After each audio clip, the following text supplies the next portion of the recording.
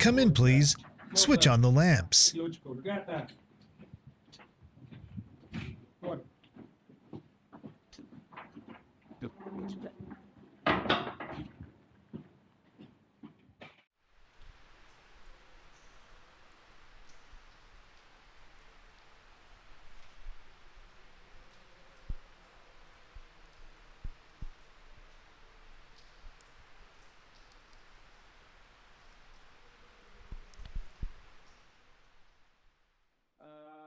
Welcome to the Križna Yama cave, which roughly translates to cross cave. My name is Goshpit. Here is a map of the cave, named after the Sveti Križ, Holy Cross mountain above us.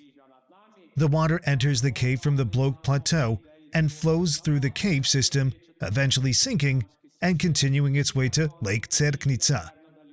We are currently at the starting point, where the only entrance to the cave is, and also the exit. We will walk to the first lake and take a boat ride on it before returning the same way. Longer tours are possible by small boat across the 13 lakes to Calvary, a 4-hour tour, and in winter a 7-hour tour to the Crystal Mountain.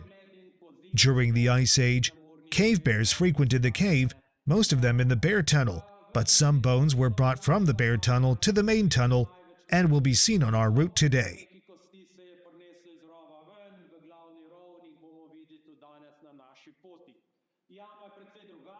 The cave is a bit different. It is completely natural and has no concrete or electrical installations. We want to keep it that way, which is why we got the boots and the lamps. I suggest we go deeper into the cave and take a closer look. Point your flashlights in front of you and follow me.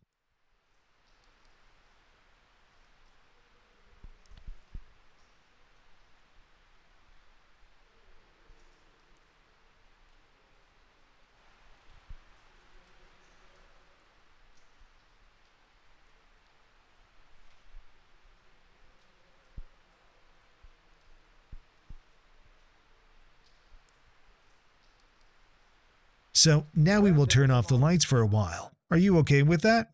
Excellent. There are 2 skulls in front of us. The upper one is from a brown bear and the lower one is from a cave bear. As you can see, there's a big difference in size between the 2.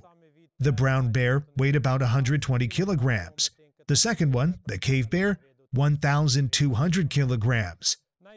The largest skull of the brown bear in the world was found in Križna Yama, belonging to a bear that weighed 1,500 kilograms.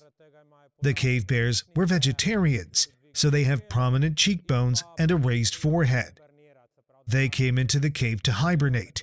Today's bears only nap, while cave bears used to hibernate. They became extinct during the last ice age, some 25,000 years ago, due to 2 long winters, 2 short summers, and too little vegetation, which eventually led to extinction. Now let's take a half a step forward to see how the bones have survived. The water deposited mud over the bones, causing lack of oxygen. The bones were then overgrown by cave formations, under which they were later discovered. So they have been preserved in this cave for thousands of years. Now we can switch on the lamps again and continue on our way.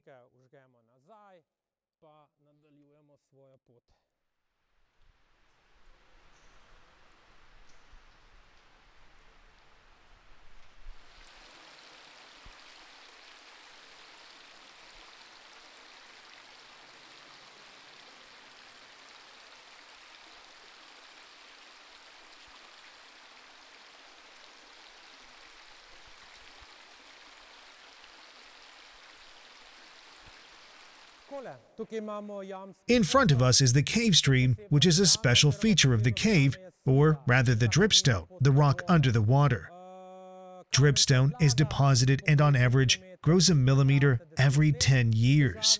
But the problem is mainly in the pans and deep areas where dripstone is naturally less deposited and also very vulnerable.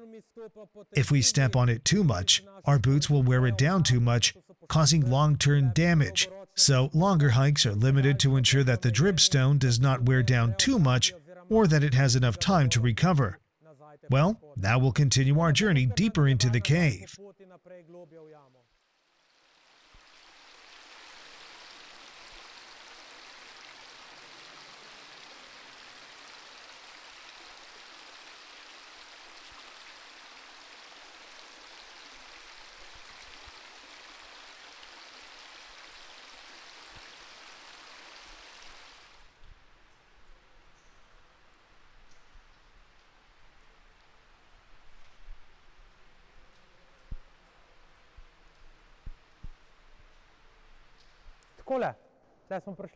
So we've reached the first lake. It is the largest lake in the cave.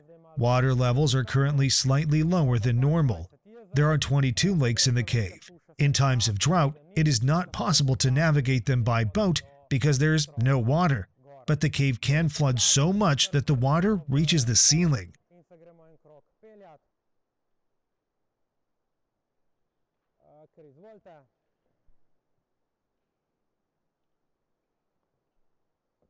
I suggest we take a ride. You may take your seats. Good.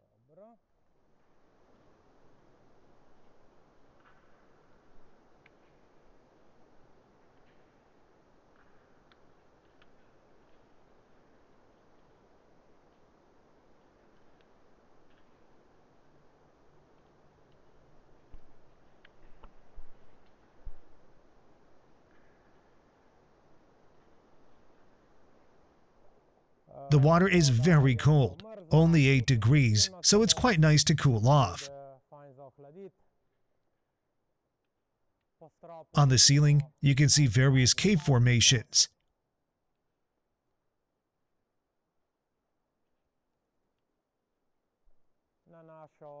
On our left is the muddy beach.